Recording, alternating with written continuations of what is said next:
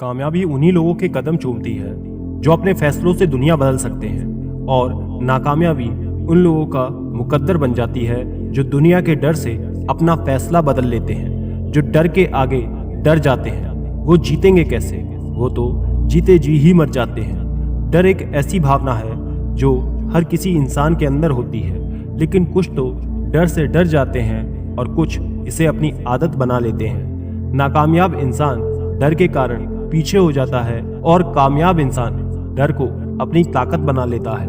एक छात्र अपनी परीक्षा को लेकर डरा हुआ रहता है कि कहीं मैं फेल हो गया तो मेरा पूरा साल बर्बाद हो जाएगा। एक प्रेमी अपनी प्रेमिका को खोने से डरता है। एक व्यापारी अपने व्यापार में नुकसान होने से डरता है। किसी को लक्ष्य प्राप्त ना होने का डर होता है तो कोई अपने भविष्य को लेकर डरा हुआ रहता है कि कहीं उसका भविष्य बर्बाद हो गया तो उसका भविष्य कैसा होगा। तो किसी को बात करने से डर लगता है, लेकिन भगवान बुद्ध ने कहा कि ये जो तुम्हारा डर है यही तुम्हारी नाकामयाबी की सबसे बड़ी वजह है। यही डर आपको आगे बढ़ने से रोक रहा है। यही वो डर है जिसकी वजह से तुम चाहकर भी कुछ नहीं कर पा रहे। याद रखना, जब तक डर तुम्हारी जिंदगी में रहेगा तब तक तुम कुछ भी बड़ा नहीं कर सकते। तुम अपनी जिंदगी को ठीक से जी भी नहीं पाओगे। डर उसको डराता है जो कायर होता है। खुद को इतना मजबूत बनाओ कि डर को आपसे डरना पड़े।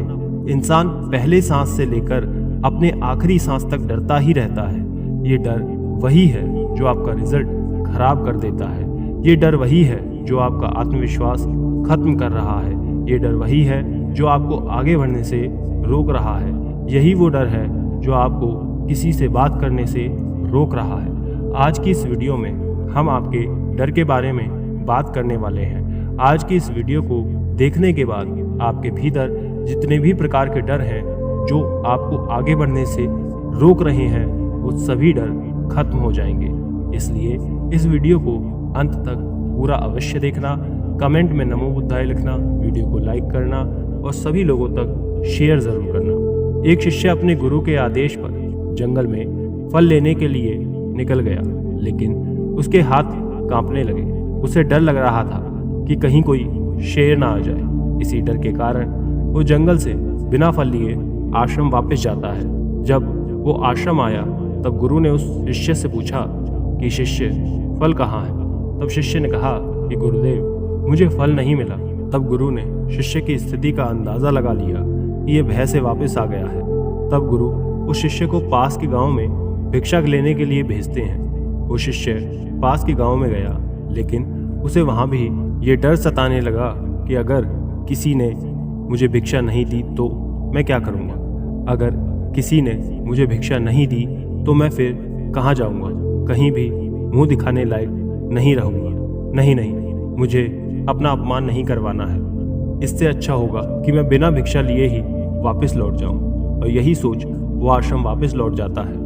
जब गुरु ने शिष्य को खाली हाथ देखा तो उन्हें बड़ा आश्चर्य हुआ, और तब उन्होंने शिष्य से पूछा कि तुम फिर खाली हाथ आ गए। तब शिष्य ने जवाब दिया कि गुरुदेव, किसी ने मुझे भिक्षा ही नहीं दी। तब गुरु ने थोड़ा क्रोधित स्वर में कहा कि आखिर तुम कुछ लाते क्यों नहीं? फल लेने भेजो तो खाली हाथ, भिक्षा लेने भेजो तो भी खाली हाथ, कह रहे हो किसी ने भिक्षा नहीं दी। गुरु की कड़क आवाज को सुन शिष्य डर जाता है, और तब वो गुरु से कहता है कि गुरुवर, कि जंगल में मुझे जंगली जानवरों का भय सताता है, और जब मैं भिक्षा लेने जाता हूँ तो वहाँ मुझे अपमानित होने का डर रहता है। इस वजह से मैं कुछ भी नहीं कर पाता। शिष्य की बात सुन गुरु जी कहते हैं कि बेटा, मेरी बात ध्यान से समझो। डर उसी को सताता है जो कायर होते हैं। खुद को इतना मजबूत बनाओ कि डर तुमसे डरकर भागने लगे। तुम्हें पता है कि डर पैदा कब होता है?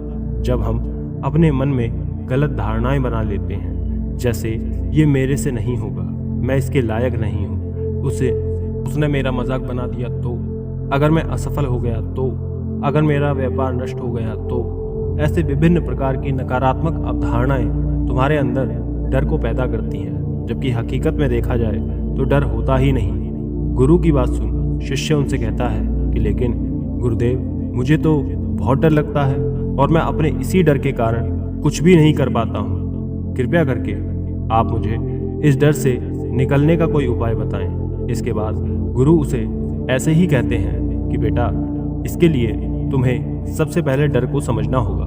दरअसल डर जो है वो दो प्रकार के होते हैं, पहला मानसिक, दूसरा शारीरिक। मनुष्य अपने मानसिक डर के कारण पीछे रह जाता है। जैसे तुम जंगल में फल लेने के लिए जाते हो तो तुम्हें यह डर रहता है कि कहीं शेर ना आ जाए, कोई जंगली जानवर ना आ जाए, जबकि अभी तक तुम्हारे सामने जंगल में कोई भी जंगली जानवर नहीं आया, तुम्हें उसकी दहाड़ तक सुनाई नहीं दी, लेकिन फिर भी तुम डरे हुए हो। वो डर तुम्हारे मन के अंदर है, जबकि वर्तमान में शेर तुम्हारे सामने आया ही नहीं है। बस उसका ख्याल आने से ही तुम्हारे मन में एक दर्पण आ गया। तुम हर समय डरते रहोगे, हर समय तुम ये सोचते रहोगे कि कहीं शेर ना आ जाए, जबकि शेर तुम्हारे सामने आया नहीं है। इसी प्रकार जो मनुष्य अतीत और भविष्य की चिंता में डूबा रहता है वो मानसिक डर का शिकार होता जाता है। इसी वजह से वो कोई भी निर्णय सही ढंग से ले ही नहीं पाता और इसी वजह से वो असफल हो जाता है। कुछ लोग सोचते हैं कि कहीं उन्हें कोई बीमारी ना हो जाए, कहीं वो समय से पहले ही वृद्ध नजर ना आने लगे, कोई उनके साथ धोखा ना कर दे, लेकिन इन सभी घटनाओं पर उनका जोर नहीं होता है। ये सब उनके हाथ में होते ही नहीं है। अगर दुर्घटना होनी है तो वो जरूर होगी, बीमारी होनी है तो वो होकर रहेगी। इसलिए इस प्रकार का डर व्यर्थ है। आप डरने की जगह अपने स्वास्थ्य पर ध्यान दें, अच्छा भोजन खाएं, व्यायाम करें। इससे ना तो तुम्हें कोई बीमारी होगी और ना ही तुम समय से पहले वृद्ध नजर आओगे।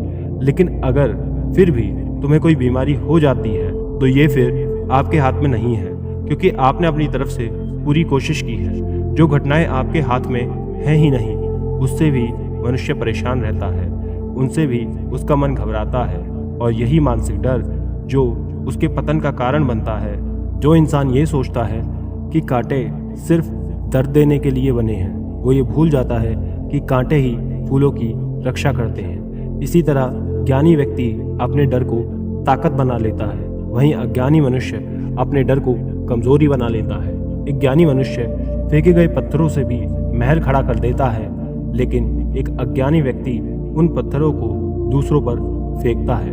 भविष्य में आगे चलकर क्या होगा इस पर हमारा कोई जोर नहीं होता, लेकिन अक्सर मनुष्य अपने भविष्य को लेकर बहुत चिंतित रहते हैं और डर डर के जीते हैं। फिर गुरु उससे कहते हैं कि बेटा, मानसिक डर पर काबू पाने के लिए अपने विचारों पर ध्यान दो। जब तुम अपने विचारों पर ध्यान दोगे तब तुम्हें पता चलेगा कि ज्यादातर विचार तो काल्पनिक हैं। इसलिए जो डर उन विचारों के कारण पनपता है वो भी तो काल्पनिक ही होगा।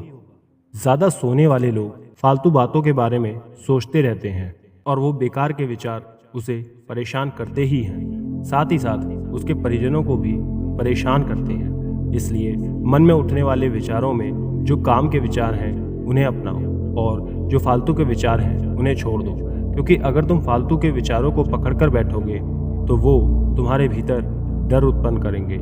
इसके बाद तुम्हें दूसरा काम ये करना है कि तुम्हें डर का पूर्ण रूप से सामना करना है। मैं ये नहीं कह रहा कि तुम शेर के सामने खड़े हो जाओ, बल्कि पूर्ण सुरक्षा के साथ तुम उससे बचो, क्योंकि फल लेने के लिए जंगल में जाना तुम्हारे लिए बेहद ज़रूरी है। इसलिए तुम आश्रम में बैठे नहीं रह सकते।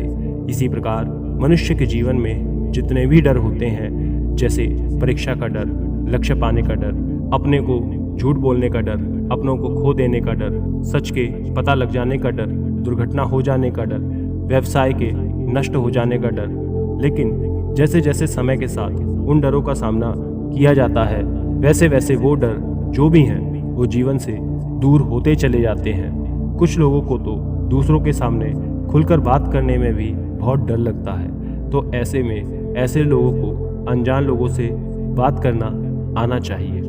ऐसे में वो जितना लोगों से बात करेंगे उनका डर उतना ही खत्म होगा। जैसे मान लो तुम्हारे सामने कोई ऐसी स्थिति आ जाए कि तुम्हें नदी पार करके उस पार जाना ही है, तो तुम क्या करोगे? क्या तुम नदी पार नहीं करोगे? अपने डर के कारण बैठे रहोगे? अगर तुम ऐसा करोगे तो फिर तुम जीवन में कभी भी उस नदी को पार नहीं कर पाओगे। इसलिए तुम्हें उसका सामना करना ही पड़ेगा। मैं ये नहीं कह रहा कि तुम जाकर नदी में छलांग लगा दो। तुम पहले थोड़े पानी में उतरो और फिर थोड़ा आगे बढ़ो, अपने हाथ चलाओ और फिर धीरे धीरे तैरना सीखो और फिर आगे बढ़ते जाओ। अगर तुम नदी की गहराई को देखकर डर जाओगे तो तुम कभी भी नदी को पार नहीं कर पाओगे, लेकिन जब तुम उस नदी की गहराई में उतर जाओगे तो फिर तुम्हारा जो भी डर है वो अपने आप ही खत्म हो जाएगा। ऐसे ही हमारे साथ बहुत सारी ऐसी परिस्थितियां आती हैं जिन्हें देखकर हमें बहुत ज़्यादा डर लगता है, हम उनका सामना नहीं करते हैं, लेकिन जब हम उनका सामना करते हैं, उनसे निकलने का प्रयास करते हैं तो हमारा डर बहुत जल्दी खत्म हो जाता है और हम उस स्थिति पर विजय पा लेते हैं। तुम्हें पता है, एक बाज जो कभी भी तूफान को देखकर डरता नहीं है, बल्कि तूफान आने पर वो और भी तेजी से उड़ता है और उड़ते उड़ते आसमान के ऊपर निकल जाता है। उसी प्रकार अगर तुम भी परिस्थितियों का सामना करोगे तो तुम भी अपनी मंजिल को छू पाओगे। इसके बाद गुरु शिष्य से कहते हैं कि बेटा, किसी को रिश्ते बनाने से डर लगता है, लेकिन दूसरों के साथ अच्छे रिश्ते बने रहने पर लोग सुरक्षित महसूस करते हैं। इससे मानसिक शांति भी मिलती है। परेशानी या फिर विपदा के समय लोगों को कोई ऐसे व्यक्ति की ज़रूरत पड़ती है जो उसके साथ खड़ा रहे। सोचो, अगर कोई प्रियजन तुम्हें छोड़कर चला जाए तो क्या तुम्हारी महंगी गाड़ी तुम्हें तसल्ली दे पाएगी? क्या तुम्हारा आलीशान घर तुम्हें तुम्हारी मुश्किल से बाहर निकलने में मदद करेगा? नहीं ना, क्योंकि चीज़ कभी भी इंसान की जगह नहीं ले सकती। तुम चाहे कितने भी अमीर क्यों ना हो जाओ, लेकिन मुसीबत के समय तुम्हारा परिवार और तुम्हारे सच्चे मित्र ही तुम्हारे काम आएंगे। अगर तुम्हें नए मित्र और अच्छा रिश्ता बनाने में परेशानी आ रही है तो सबसे पहले अपना नज़रिया बदलो। बिना लोगों को अच्छे से जाने उनके बारे में गलत राय बनाना बंद करो। तुम जितना खुले दिमाग के साथ अपना जीवन जियोगे, तुम उतनी ही आसानी से लोगों को समझ पाओगे। ज़्यादातर ऐसा होता है कि हम जाने बिना ही उसके बारे में राय बना लेते हैं। हम पहले ही मान लेते हैं कि वो इंसान ऐसा है, वो इंसान वैसा है। इसलिए पहले उनके बारे में जानने और समझने के लिए थोड़ा समय लो। एक बात हमेशा ध्यान रखो, सच्ची दोस्ती तभी होगी जब तुम सच्चे बनोगे, तुम उससे खुले दिमाग से बात करोगे, तभी तो सामने वाला अपने दिल की बात करने की हिम्मत करेगा। याद रखना, ठंडे स्वभाव वाले व्यक्ति से हर कोई किनारा करने की कोशिश करता है। अगर कोई तुम्हारा सच्चा मित्र है और तुम्हें ये डर लगता है कि कहीं तुम उसे खो ना दो, तब तुम्हें एक बात हमेशा याद रखनी है कि रिश्ता वैसा ही है जैसे ठंडी रातों में आग के पास बैठना। जैसे ही तुम आग से थोड़ा दूर जाकर के बैठोगे तो तुम्हें गर्माहट का एहसास ही नहीं होगा, और अगर तुम उसके ज़्यादा करीब जाओगे तो तुम्हें बहुत ज़्यादा गर्मी लगने लगेगी। ठीक ऐसे ही जब किसी रिश्ते में ज़्यादा करीबियाँ बढ़ने लगती हैं तो रिश्ते में अक्सर बोरियत होने लगती है।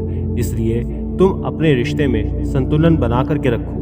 बेशक अपने रिश्तों में मजबूती हो, लेकिन इतनी गरीबी मत लो कि सामने वाले को घुटन महसूस होने लगे। रिश्तों में थोड़ी दूरियां होनी भी बहुत ज़रूरी है, जिससे तुम्हारे रिश्तेदारों और दोस्तों के साथ एक मजबूत रिश्ता बन सके। कई बार लोगों को इस बात का डर लगा रहता है कि लोग क्या कहेंगे, तो इसके लिए तुम मेरी इस बात का ध्यान रखो और इन्हें अपने जीवन में गांठ बांध लो, क्योंकि ये बातें तुम्हें जीवन में हमेशा खुश रहना सिखा देंगी। तो सबसे पहली बात यह है कि ये लोग तुम्हारे ऊपर उतनी दिलचस्पी नहीं लेंगे जितना तुम चाहते हो। क्या तुम्हें याद है कि पिछले हफ्ते तुम्हारे दोस्त ने क्या पहना था और क्या खाना खाया था? नहीं ना। जैसे तुम्हें दूसरों की छोटी छोटी बातें याद नहीं है तो उन्हें तुम्हारे बारे में बातें कैसे याद हो सकती हैं? और जब लोगों को तुम्हारे बारे में याद ही नहीं रहेगा तो फिर चिंता करने से क्या फ़ायदा? लोग क्या कहेंगे? असल में लोग हमारे बारे में उतना नहीं सोचते जितना हमें लगता है। दूसरी बात, हर कोई तुम्हें पसंद करे ये ज़रूरी नहीं है। क्या तुम सबको पसंद करते हो? नहीं ना। तो फिर तुम दूसरों से कैसे ये उम्मीद लगा सकते हो कि तुम्हें सब पसंद करेंगे? अगर कोई तुम्हें पसंद करता है तो अच्छी बात है, और अगर कोई पसंद नहीं करता तो भी अच्छी बात है। पसंद या नापसंद में तुम्हें कोई फर्क नहीं पड़ना चाहिए। इन सब बातों को जीवन में स्वीकार करना सीखो। ये सब तुम्हारे जीवन का हिस्सा है। जब सबको खुश करना संभव नहीं है तो हम इतनी चिंता क्यों करते हैं? इसके बाद गुरु शिष्य से कहते हैं कि बेटा, डर को स्वीकारना सीखो। कुछ लोग ऐसे होते हैं जिन्हें डर तो लगता है, लेकिन अगर कोई उनसे पूछे कि तुम्हें डर लग रहा है तो वो मना कर देंगे कि नहीं नहीं, मुझे डर नहीं लग रहा। वो लोग दूसरों की नज़रों में ऊंचा उठने के लिए झूठ बोल देते हैं, लेकिन उन्हें ये बहुत महंगा पड़ता है। अगर वो अपने डर को स्वीकार करना नहीं सीखेंगे तो वो जीवन भर उस डर से मुक्त नहीं हो पाएंगे। जैसे आपको जंगल में जाने से डर लगता है, आप शेर का सामना नहीं कर सकते। आप अपने डर को स्वीकार कीजिए।